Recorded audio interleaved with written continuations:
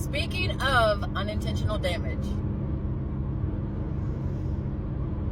and I've been hit hard, so hard with this one because I'm able to see things that a lot of people can't. It's just how I'm programmed. It's how I'm wired. It's how my brain works. Like, that's the programming that my brain has, is I see things differently. I can see multiple realities playing in one. Like, I can see things from my perspective. I can see things from other people's perspective. And with that being said, I know the unintentional damage that my father did to me. And I understand why.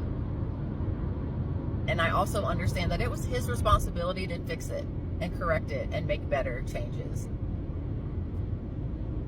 You know, I know that he feels like he did the absolute best he could. And he did. He did the absolute best he could with the tools and things that he knew and had. They just weren't correct for the people in his life. You know, yes, he has mentioned numerous times before, oh, I would have killed the person who molested you, but you needed a dad, and I was there. In reality, he wasn't. He wasn't there. He threw himself into his work. So we didn't come first. We didn't come second. We came like third or fourth. And when I say we, I mean children.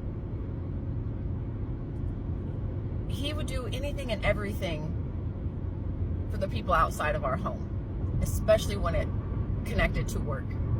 You know, he would throw himself into everything else. But when it came time to choose us, if there was no one around to see it, he wouldn't. He wasn't there. He would be gone all the time. Oh, well, I have to go see this person at the hospital. Oh, I have to go and meet with this couple. Oh, I need to go do this and go do this and go do this. And at the same time, it made me feel like, okay, I'm this child. I don't have money, so I can't pay you for your time. So what do I need to do for you to actually spend time with me, to get to know me? Because that was my biggest thing, is if it wasn't the same as him, he didn't like it. He didn't take me for who I was. He condemned me for everything that I wasn't to him. If I wasn't doing what he thought was right, if I wasn't doing what he had opinions of, it was considered rebellion. He didn't take me for who I was, my interests, my likes, my hobbies, my soul desires. It had to be what he said. And if we had just had regular conversations about those things, there might have been a different outcome. There might not have been a different outcome. And instead, I was yelled at. Things were thrown at me. I was physically attacked. I was belittled. Everything in the book happened. And that wasn't okay.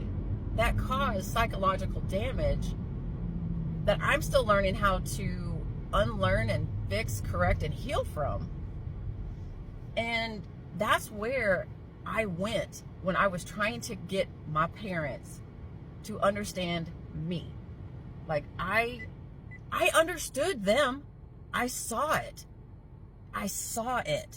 And I understood. And there were plenty of times that I empathized and sympathized with them and for them. And I had gotten so into, I just need you to see me. I need you to hear me. I need you to understand me, because I had already done that for them. And it was like every time I brought up something, they had an excuse for it. Well, we did this because of it. No, I was the child. I wasn't an adult. I was a child. And when I was an adult trying to tell them, I went right back into that. Like, I just need you to hear me.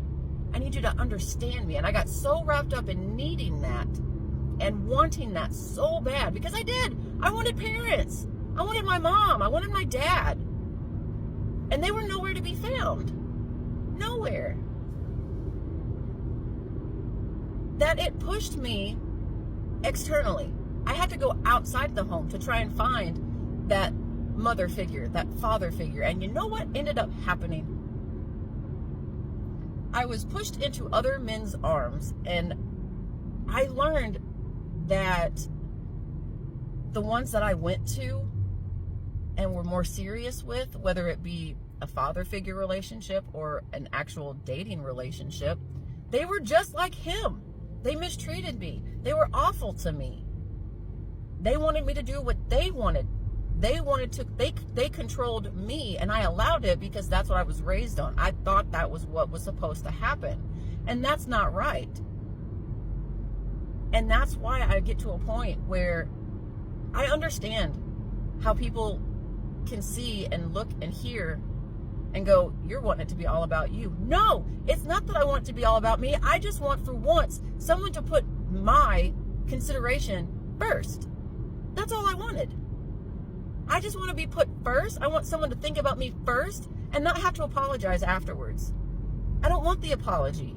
I want to be thought of first. And what is so wrong with that? To want someone to consider you, your thoughts and opinions before doing something.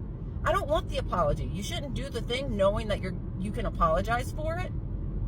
You should take that person into consideration so you don't have to apologize. That's what I want. I want someone to hear me and understand me. And whereas, yes, I can give it to myself, I want someone else. I want to be able to share the deepest, darkest parts of me and them understand and hear and not be condemned for it. I want a safe space for that to happen. And I couldn't get that with them. They wouldn't. They kept excusing it, or they would bring packets full of stuff, and I'm like, I get that. I get what you're doing. I do. I get what you're doing. I need you to see it from my side. I need you to see it from my perspective, because I see it from your perspective and I get it and I understand it. Why can you not do the same for me? And at the end of the day, that is why I walked away. The last time we tried to sit down and have a conversation about this, it threw me into a meltdown with my mother in my face. And then my father saying that I needed to be admitted because I had a meltdown. And that's when I knew that my parents would not understand anything about me on that level. They wouldn't understand my disorder. And all I wanted was the respect and the patience that they give my nephew, who does have autism. I wanted the same respect. I wanted the same patience, and I wanted the same understanding. And I noticed that I wasn't going to get that. So I had to go. I had to cut contact. I had to remove myself because I wasn't going to get it. And I learned that, unfortunately, the pieces fell together, and it's because I'm not a male. In the Sharp household, the men hold power. The men are more acceptable to give that respect to because they're a male. And I know it shouldn't be that way. However, it is. It is the truth. And that I could go off on a whole nother tangent. However, that is not for this one. And I started to notice that. And I was like, man, if I could just get the respect that's given to a 5-year-old, I'd be happy. So I'm going to give it to myself until I can find someone else who can give it to me. Hopefully you can find the same. Love you.